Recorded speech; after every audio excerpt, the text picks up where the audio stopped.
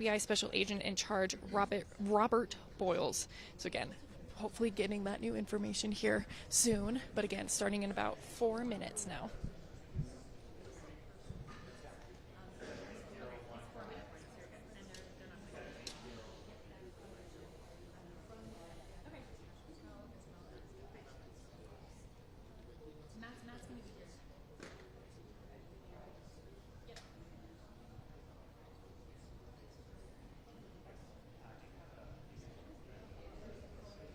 Yeah, that's exactly right. As much as we see and also we see what is posted online and what other sources say, it is very, very important for the integrity of our reporting to make sure we have those verified sources. So while we are saying this information, we do want to make it very clear that we have not had this confirmed from anybody here at this press conference here. This has all just been speculation being posted online at this point. But again, we're hoping to get that confirmed information and bring it to you guys here live.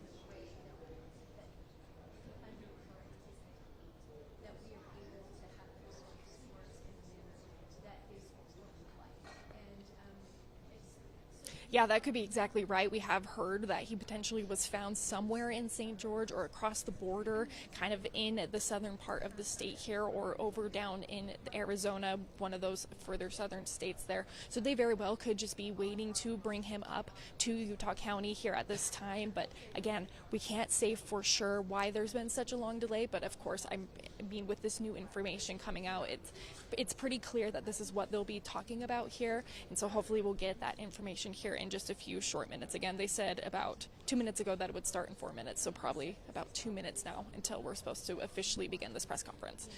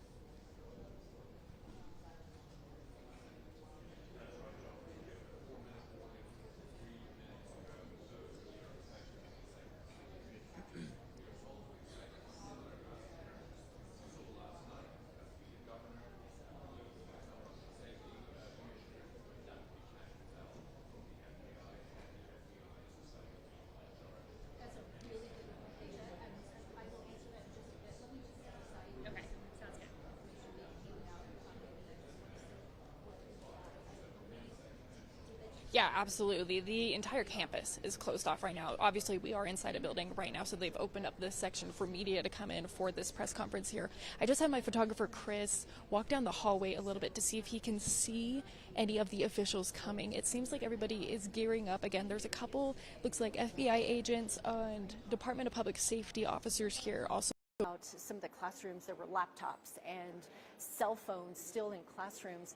They did go through and pick up those items, and students will be able to pick those items up that belong to them. But at this point right now, the campus is closed. There are no classes being held, and really it's only members of the media and law enforcement that are milling about right now.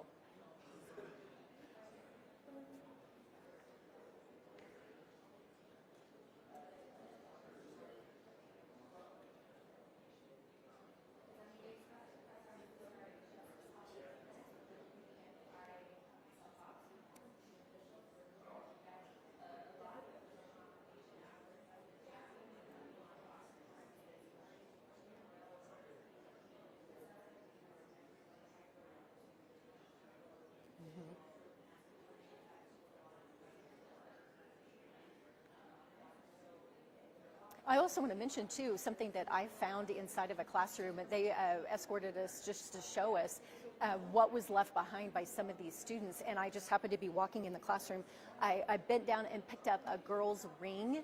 Somehow, in the midst of the chaos, she lost her ring. I picked it up.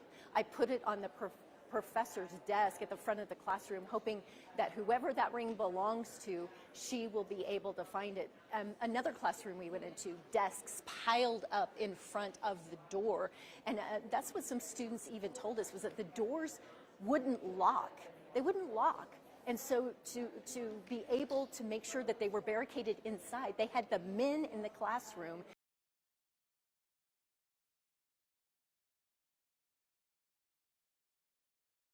Well,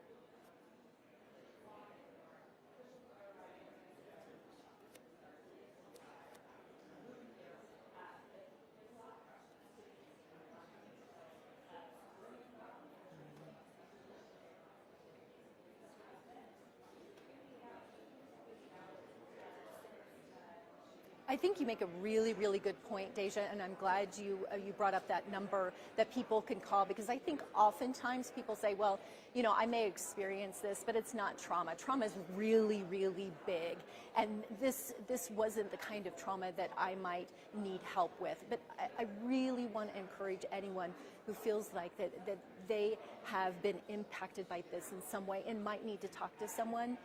Help is available. It's not weakness to ask for help. It's not. Please, please ask for help if you need it, because there are resources available.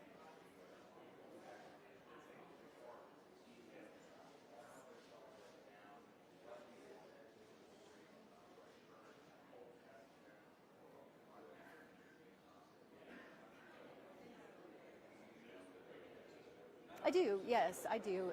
It really honestly hasn't crossed my mind as we have been walking around campus and with so much law enforcement here. There's a heavy police presence. No, I absolutely do feel safe.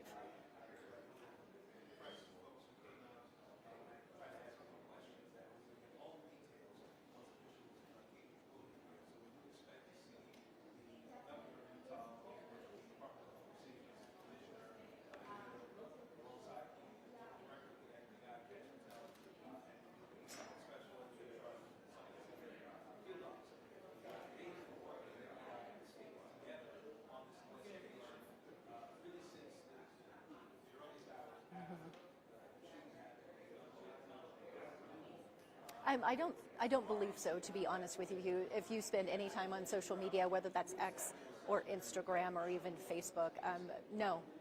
We've seen a lot of vitriol being thrown out on both sides, frankly. A lot of people were hoping that this might create some sort of change. Hopefully that can continue to happen. We will see in the coming days, particularly if they do in fact have a suspect in custody. We hope that maybe some of this vitriol will soften and people will talk more. As I mentioned, Governor Cox saying that they will disagree better. I just want to point to you that we do see people coming down the hall. This press conference is expected to begin. I'm going to go ahead and take my seat as we await these officials right now.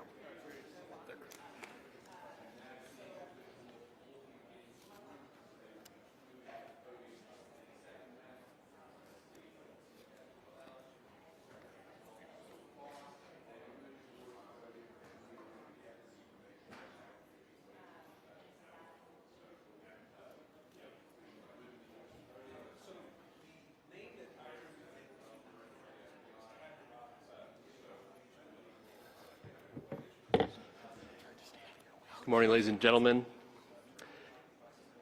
At today's press conference, we will hear from Governor Cox FBI Director Kash Patel, and Sheriff Mike Smith. We also have with us Utah DPS Commissioner Bo Mason, Lieutenant Governor Deidre Henderson, FBI Special Agent in Charge Robert Bowles, and local and federal law enforcement partners. Following the remarks today, Governor Cox, Director Patel, and Commissioner Mason will take questions. Thank you.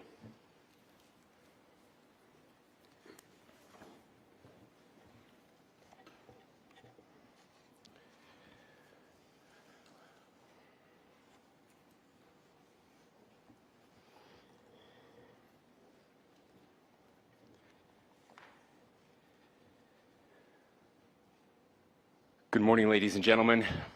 We got him.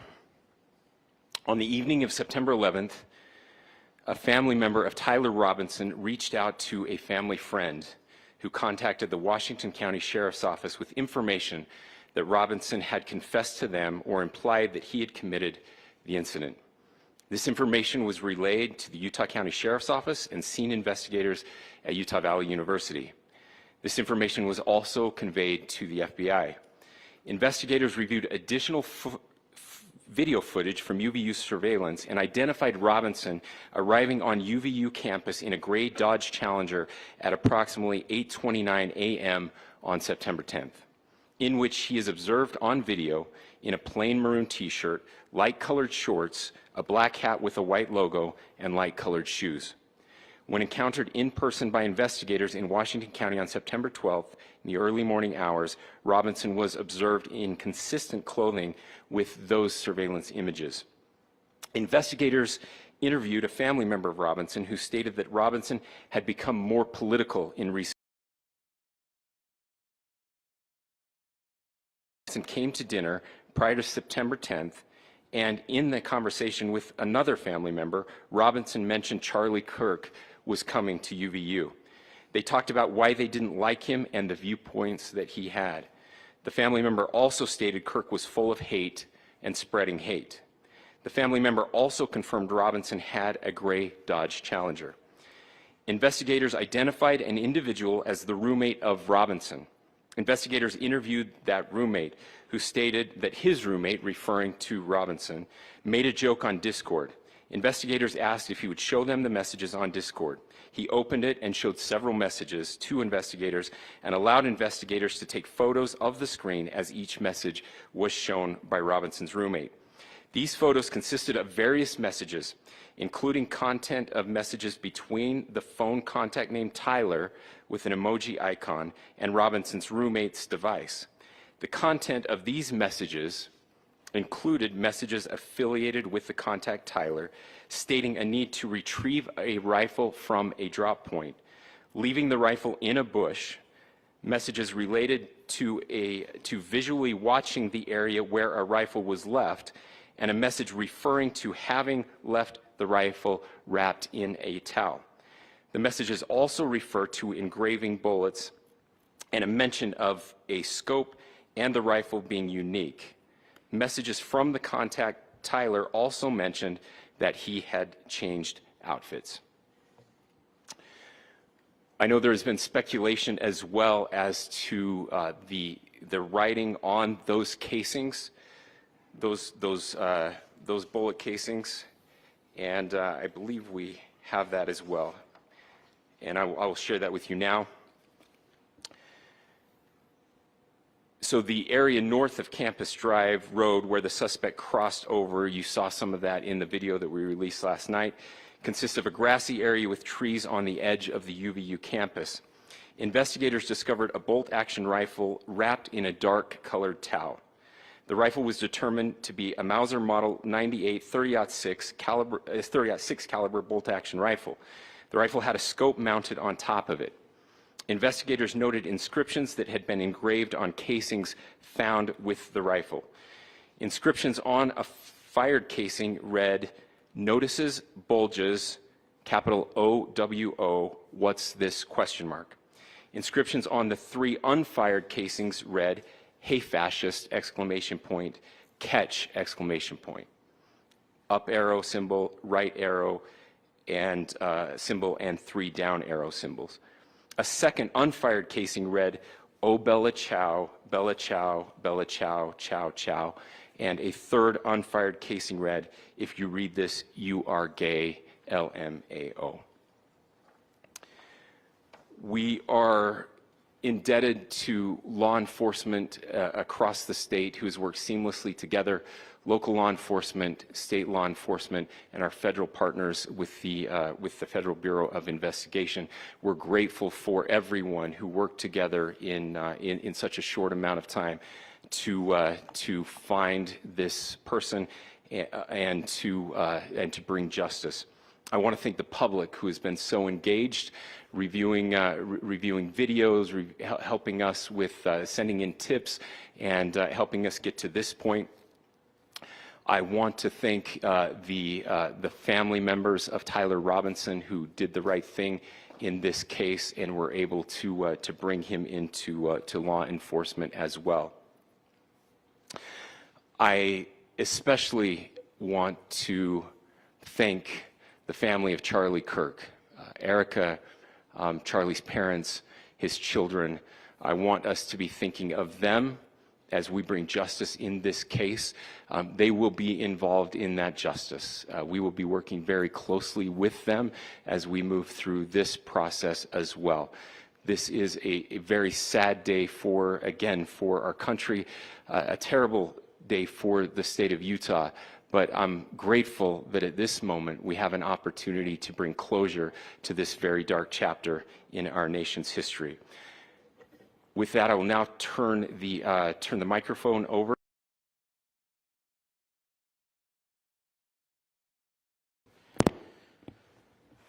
Thank you, Governor.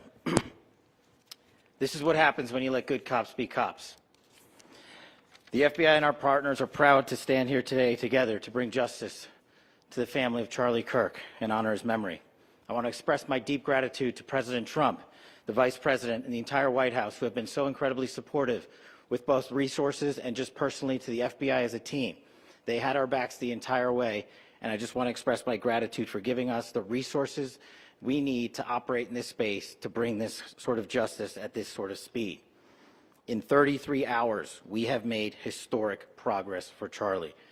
Governor Cox, our partnership has been absolutely incredible these last few days. Our partnership will endure.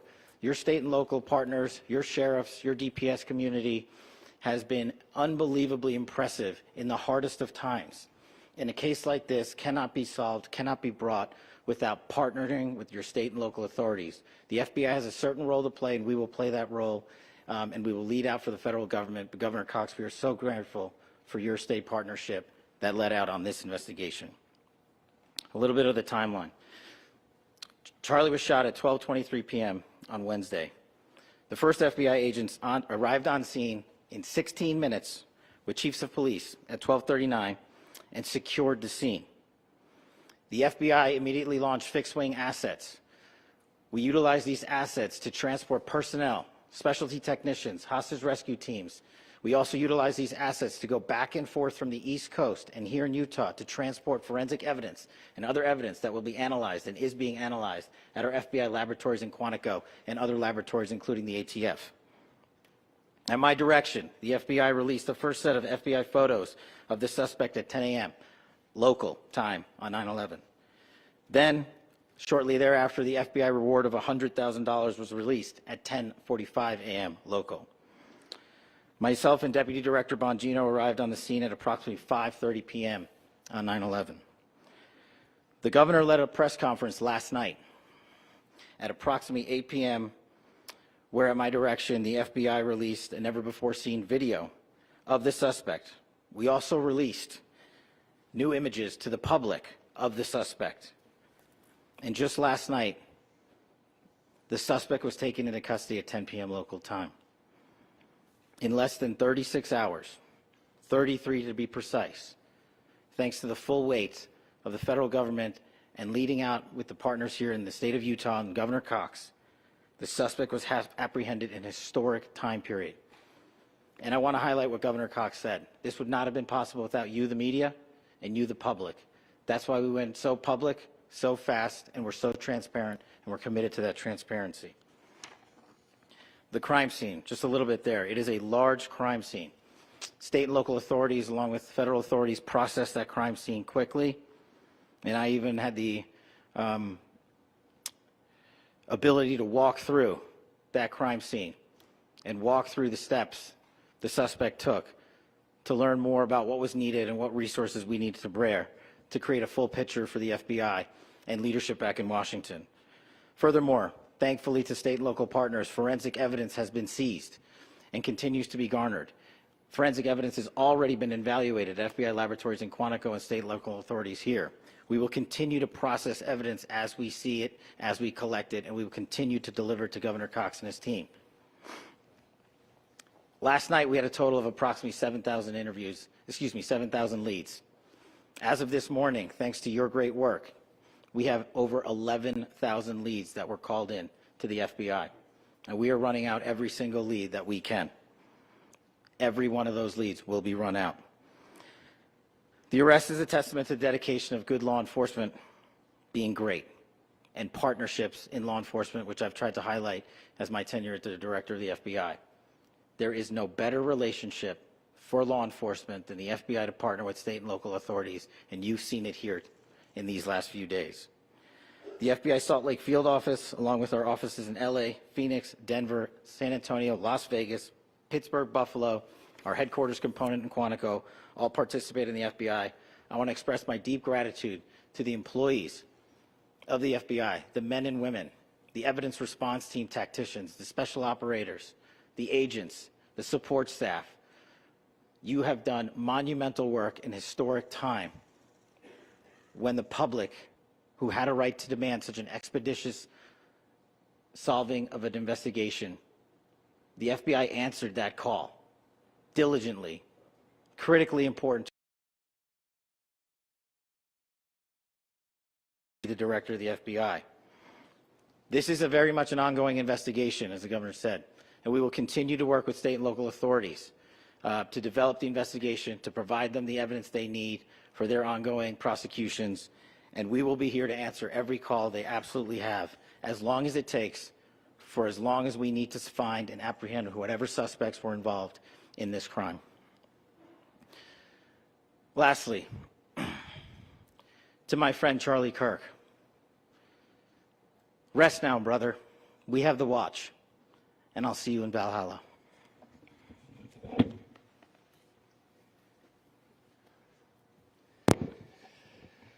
Thank you, and good morning. I would just like to take a few minutes as the sheriff to express my gratitude for everybody who has played a part in this investigation. As you know, it's been a vast, a complicated, and a very, very fast-paced investigation. You're looking at people standing here who are running on, if they got an hour's sleep in the last couple of days, they're probably lucky. It has been very taxing. It has been so impressive, speaking on behalf of the local law enforcement, to see the cooperation that we've seen in this type of case. Across the state, sheriffs, chiefs, our state partners have stepped up and have come to the call on anything that we needed. Our county chiefs have been phenomenal. Our Utah County Attorney, Jeff Gray, who's standing up here with us, has been phenomenal in leading us through this investigation. I would like to thank the federal government for their resources, their assets. Our local team here, our FBI team, has been extraordinary in helping us work through this and bring this person to justice. Most of all, I would like to thank the public, and specifically, I would like to thank the public who turned to prayers and who turned to positiveness for us. I would like to thank them on behalf of the law enforcement community, because we needed those prayers. That's what we needed to get through this. We needed your support, and you gave it to us. We needed your patience, and you gave it to us. And I would like to thank you for the Kirk family, because that's what they need, is your support and your prayers, and that will get us through all of this. So thank you, everybody, for everybody that have stepped up. We've had such a phenomenal response to this. Thank you.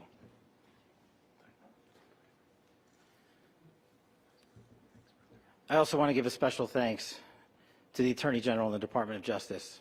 Their unwavering support and their commitment to justice is shown true here.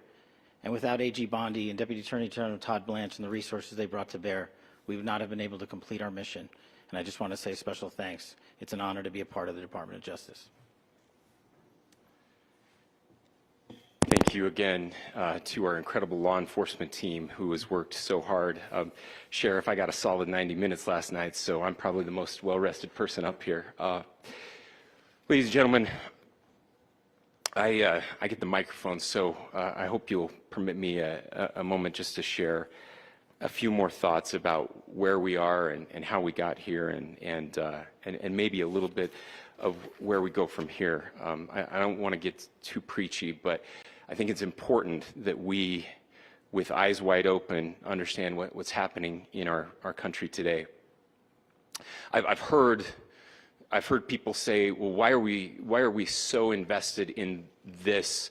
There's violence happening all across our country, and violence is tragic everywhere, and every life taken is a child of God who deserves our love and respect and dignity. This is certainly about the tragic death, political assassination of Charlie Kirk. But it is also much bigger than an attack on an individual. It is an attack on all of us. It is an attack on the American experiment. It is an attack on our ideals. This cuts to the very foundation of who we are, of who we have been, and who we could be in better times. Political violence is different than any other type of violence.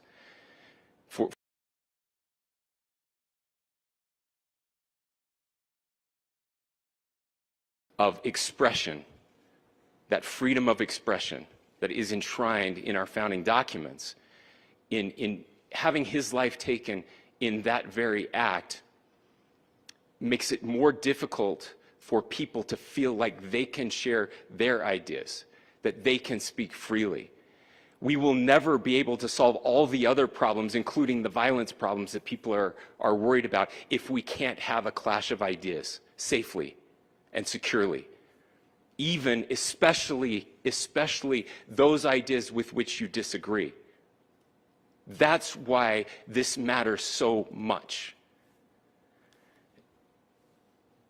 Over the last 48 hours, I have been as angry as I have ever been, as sad as I have ever been. And it was, as anger pushed me to the brink, it was actually Charlie's words that pulled me back. I'd like to share some of those. And specifically right now, if I could, I need to talk to the young people in our state, in my state, and all across the country. As President Trump reminded me, he said, you know who really loved Charlie? The youths. And he's right. Young people loved Charlie, and young people hated Charlie. And Charlie went into those places anyway. And these are the words that have helped me. Charlie said, when people stop talking, that's when you get violence. He said, the weak can never forgive. Forgiveness is the attribute of the strong. The only way out of the labyrinth of suffering is to forgive. Welcome without judgment, love without condition, forgive without limit. He said, always forgive your enemies. Nothing annoys them so much. A few months ago, I referenced this last night, Charlie posted to social media, when things are moving very fast and people are losing their minds, it's important to stay grounded. Turn off your phone, read scripture, spend time with friends, and remember, internet fury is not real life. It's going to be okay. He again said, when you stop having a human connection with someone you disagree with, it becomes a lot easier to commit violence. He said, what we as a culture have to get back to is being able to have a reasonable agreement, where violence is not an option. Now, again, to my young friends out there, you are inheriting a country where politics feels like rage. It feels like rage is the only option. But through those words, we have a reminder that we can choose a different path. Your generation has an opportunity to build a culture that is very different than what we are suffering through right now. Not by pretending differences don't matter, but by embracing our differences and having those hard conversations. I think we need more moral clarity right now. I hear all the time that words are violence. Words are not violence. Violence is violence. And there is one person responsible for what happened here. And that person is now in custody and will be charged soon and will be held accountable. And yet, all of us have an opportunity right now to do something different. I want to thank my fellow Utahns. This bad stuff happens. For 33 hours, I was praying that if this had to happen here, that it wouldn't be one of us. That somebody drove from another state, somebody came from another country. Sadly, that prayer was not answered the way I had hoped for, just because I thought it would make it easier on us if we could just say, hey, we don't do that here. And indeed, Utah is a special place. We lead the nation in charitable giving. We lead the nation in service every year. But it did happen here. And it was one of us. But I want you to look at how Utahns reacted the last 2 nights. There was no rioting. There was no looting. There were no cars set on fire. There was no violence. There were vigils and prayers and people coming together to share the humanity. And that, ladies and gentlemen, I believe is the answer to this. We can return violence with violence. We can return hate with hate. And that's the problem with political violence, is it metastasizes. Because we can always point the finger at the other side. And at some point, we have to find an off-ramp, or it's going to get much, much worse. But see, these are choices that we can make. History will dictate if this is a turning point for our country. But every single one of us gets to choose right now if this is a turning point for us. We get to make decisions. We have our agency. And I desperately call on every American, Republican, Democrat, liberal, progressive, conservative, MAGA, all of us to please, please, please follow what Charlie taught me. I'll just conclude with words I share often from a friend and author, Yuval Levin, who was asked if he was optimistic about our country. And he said, I'm not optimistic. He said, I hate optimism. Like, that sounds bad. But he said, optimism is a vice. It's this idea that good things are just going to happen. And he said, in the history of the world, good things have never just happened. He says, I'm not optimistic, but I am hopeful. And hope is the virtue that sits between the vices of optimism and pessimism. Hope is the idea that good things are going to happen because we can make them so. I still believe in our country. And I know Charlie Kirk believed in our country. I still believe that there is more good among us than evil. And I still believe that we can change the course of history.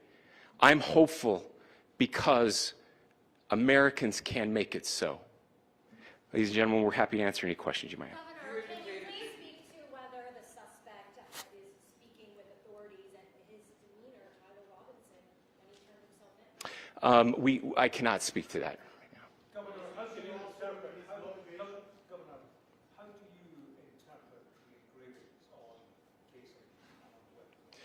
Well, I will leave that up to you to interpret what those engravings mean. I think the clearest one that says "catch fascist," there's not, and by the way, that's like catch like a ball, catch this. That's I think that speaks for itself.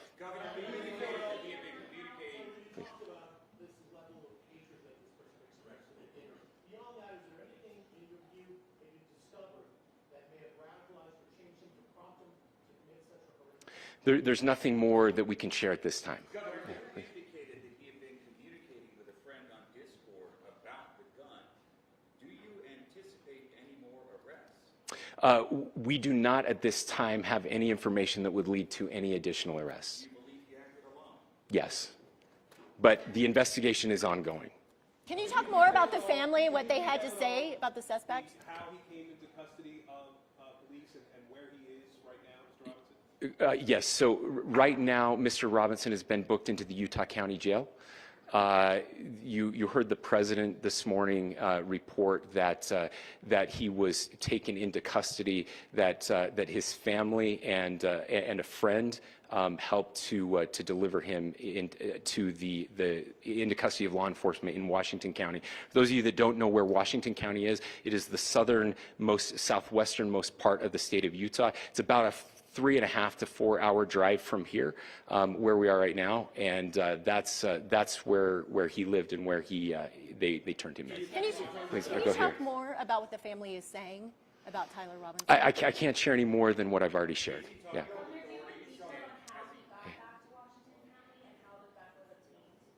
So how we obtained the gun? The gun was found here. So I don't have much more details on that. We do know that he drove. We had his car here on campus, and then we had his car going south back to the St. George. It's actually the city of Washington in Washington County. Is he talking with authorities and did he discuss a motive? I'm sorry? We don't have any information that would lead us to believe that. Yes, in fact, it was just released. Yes. Talking with authorities and did he discuss a motive? I can't answer that right now. Yeah, thank you. Over here.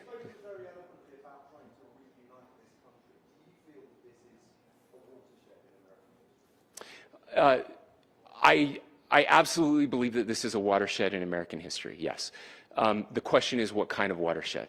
And that chapter remains to be written. Is this the end of a dark chapter?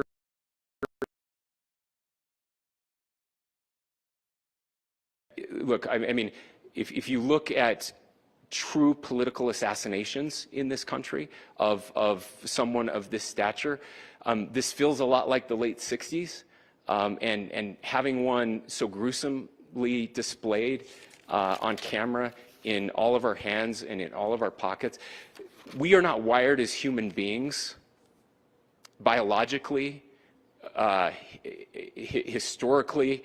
We have not evolved in a way that we are capable of processing those types of violent imagery. And by the way, we've seen another one with a gruesome stabbing very recently that went viral. This is not good for us. It is not good to consume.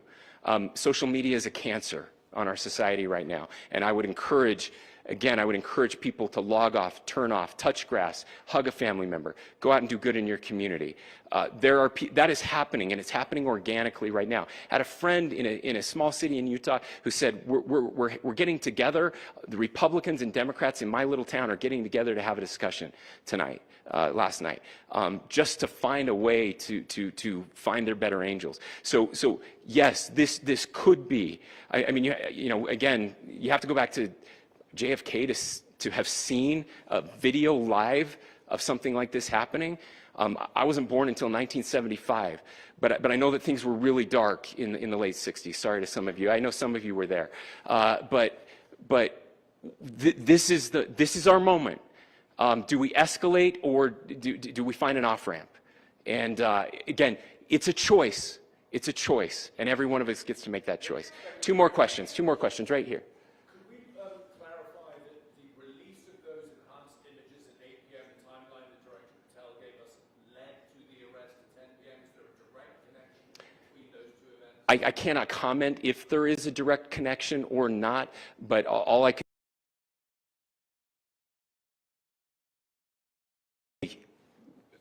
came to know that this had happened. One more thing, Governor. Could you just clarify the clothing issue you mentioned earlier? Was he changing outfits? Correct. Yes.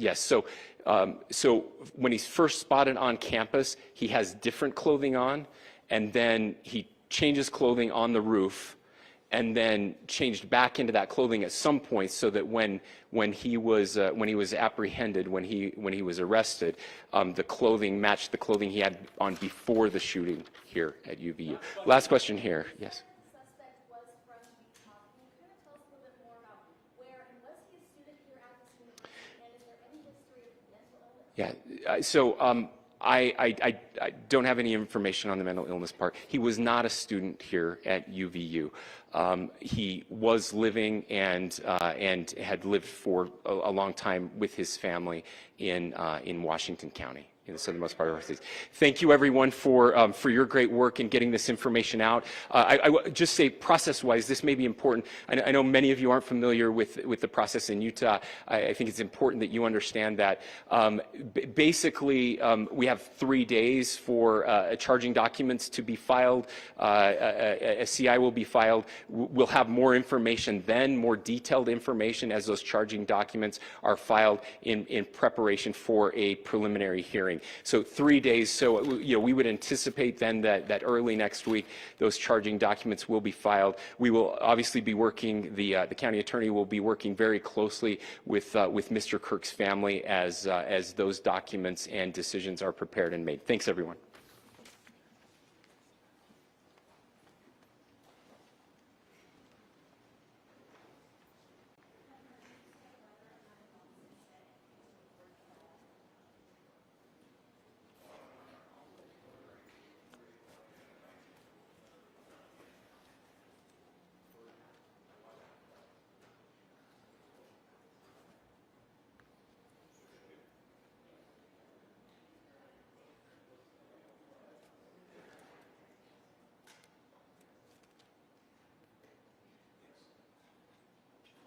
Mic check, testing 1 2 3. Mic check 1 2 3. Testing 1 2 3.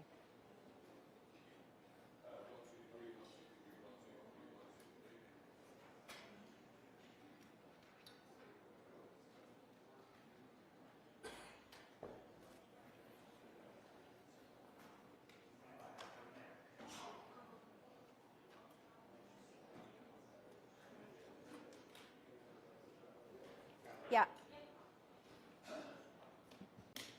Yeah. Mm-hmm.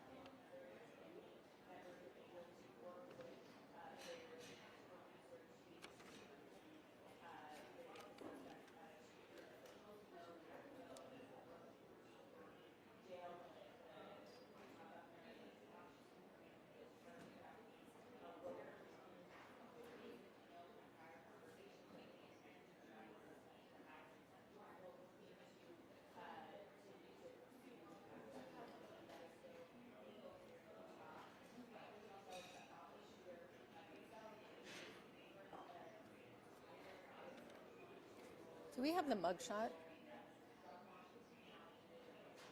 Okay. Okay.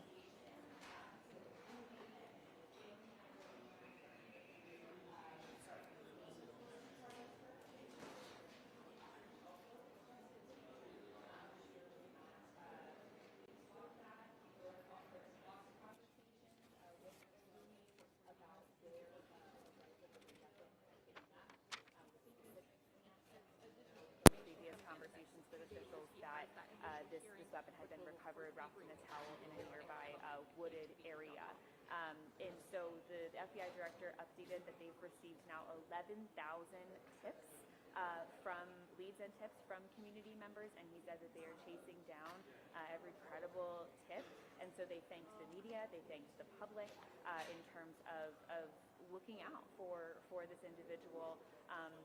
In terms of the photos they released, the video that they released, and said that it was very much thanks to the media coverage and the public's help in terms of being able to track down this individual. The FBI director also said that their field offices in San Antonio, Phoenix, Las Vegas, and surrounding areas were all heavily involved in this investigation. Yeah, and as we understand it, Robinson was turned in by a family friend. That family friend was told by family members that he was connected to this shooting death, and that's how all of this transpired. I asked Governor Cox about those family members, what that was like for them to report that Tyler Robinson had been involved in this shooting. He declined to comment more on that, but as we understand it, a family friend turning him in.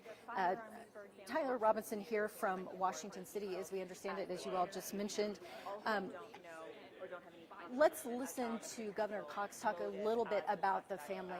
It's right here. And should be talking to authorities. So in terms of what we've learned and what's unfolded in the last 12 hours, the FBI director saying all of this from the moment the shot was fired to when they apprehended the suspect, it all happened in just about 33 hours. So longer than other incidents we've seen, but a very quick turnaround given the timeline and the distance that the suspect went. But those would be the most up-to-date details we can see at this press conference. They also talked a little bit more about the timeline. We understand that Robinson was arrested at 10 o'clock last night. FBI Director Kash Patel said that it was really within a 33-hour period from when this shooting happened to when the suspect was in custody, and they were really celebrating that, saying that so many members of law enforcement had worked really hard on this case. They were even saying how so few of them had gotten any sleep working through the nights here, trying to bring this case to a conclusion. 11,000 leads from the public. So yesterday we reported 7,000 when we last heard from law enforcement. That has gone up to 11,000 leads, and they're going to continue to track down each and every lead. That's what we heard from FBI Director Kash Patel as those leads come in, because of course they now have a case to prosecute here. Now, Governor Cox did mention that those charging documents will not be available for another 3 days. Of course, he was explaining to the national media members how things work here in Utah. So we won't exactly get detailed information until those charging documents are filed. But again, we do know that this suspect is in custody, turned in by a family friend. We also know a little bit more about what transpired. So according to the governor, the suspect, Robinson here, walked on campus. He drove on campus in his Dodge Challenger Wednesday morning. He arrived. He was on campus wearing one set of clothing, then allegedly changed into a separate set of clothing, and that's the person that you see on top of the roof. That's been identified as Tyler Robinson. And then as he jumped off the roof, apparently changed back into clothing, walked off into that wooded area. And then as we understand it from this press conference, that he had sent a message on Discord about having to retrieve a rifle from a drop point. That was the quote here from the press conference, that they reported having seen on Discord, that a message that was sent by Robinson. So these are some of the evidence that they have that they will be putting together as they put these charges together. He, as we understand it, has not quite been charged yet, as Governor Cox said that is to come in the next 3 days.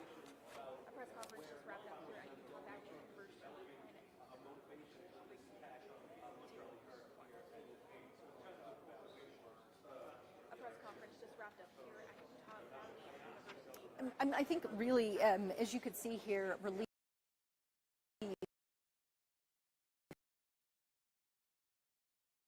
they have collected so much information, received so many tips.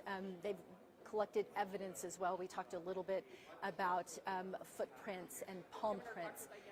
The gun, the high-powered rifle, I should say, that was also collected out of the woods as well. So I think that really relief here. And then you heard Governor Cox really talk about political discourse in this country as well. And I think he really wanted to drive home the point, and he certainly has the pulpit to do that with the national media here as well, that this country has to do a better job of debating ideas, particularly conflicting ideas, and do it in a different way that does not result in violence. He said that this kind of feels like 1960s, and so as we kind of move forward, I think that the governor here was very clear, is trying to drive home the point that we as Americans need to do better when it comes to political discourse. Yeah, we're so welcome.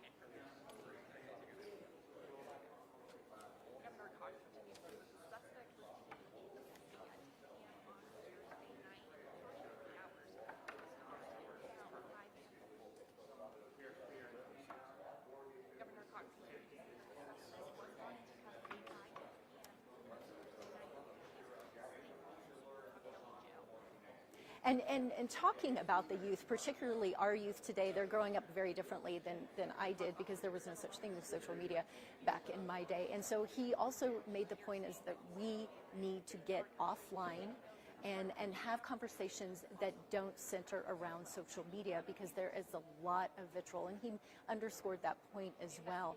Get off social media. Start talking to one another, because of course you can yell at someone over social media because you don't know who that person is on the other end, but when you're talking face to face, you're often having a very, very different conversation that is much, much more civil.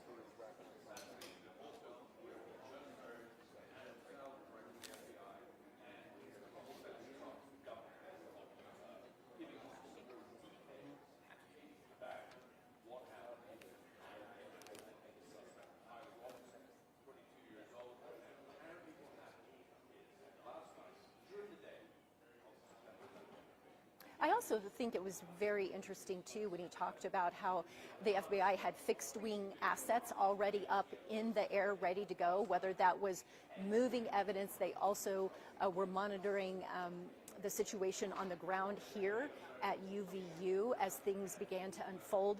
So really, they were on the ground moments after that shooting occurred, working this case. And I think it was really important for the FBI director to underscore the work not only of his agents, but also law enforcement as well, because a lot of hours have gone into finding out who this person is and then getting that person into custody.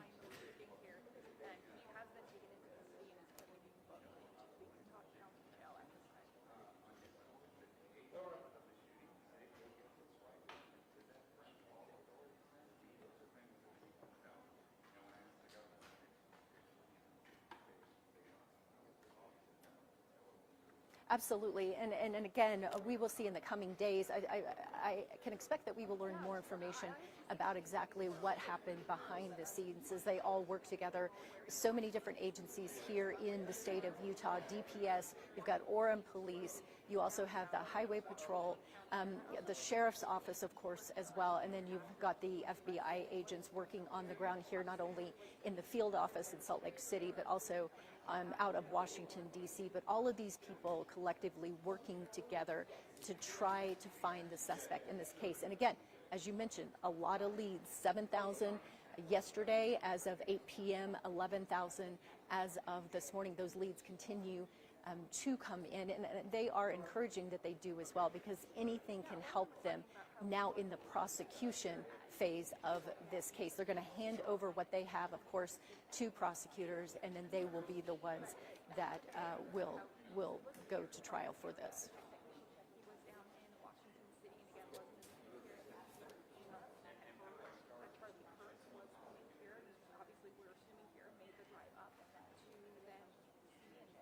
Actions he decided to do here, but a lot of it is just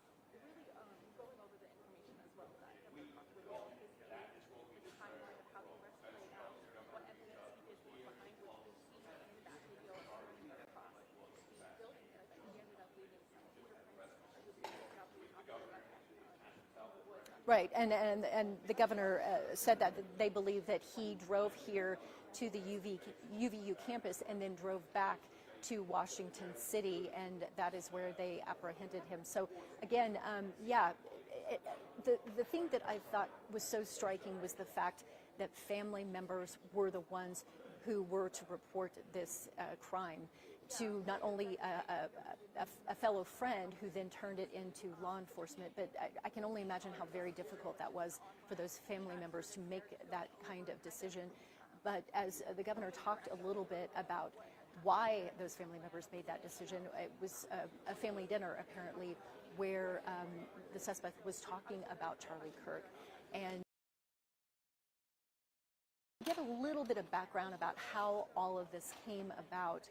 But again, a family friend, it started with family members who then told a family friend who then contacted law enforcement.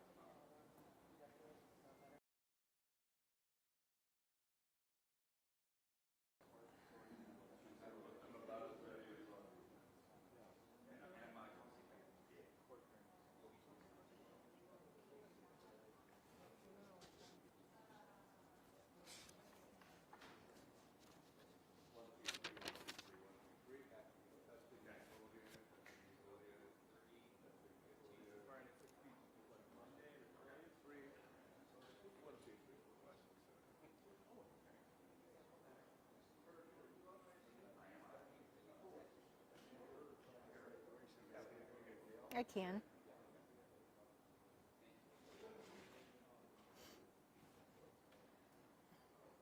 Okay, thank you. Okay, that's fine.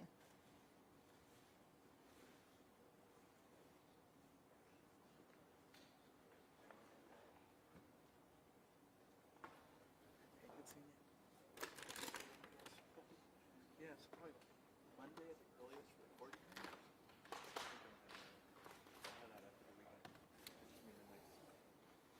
Oh, yeah.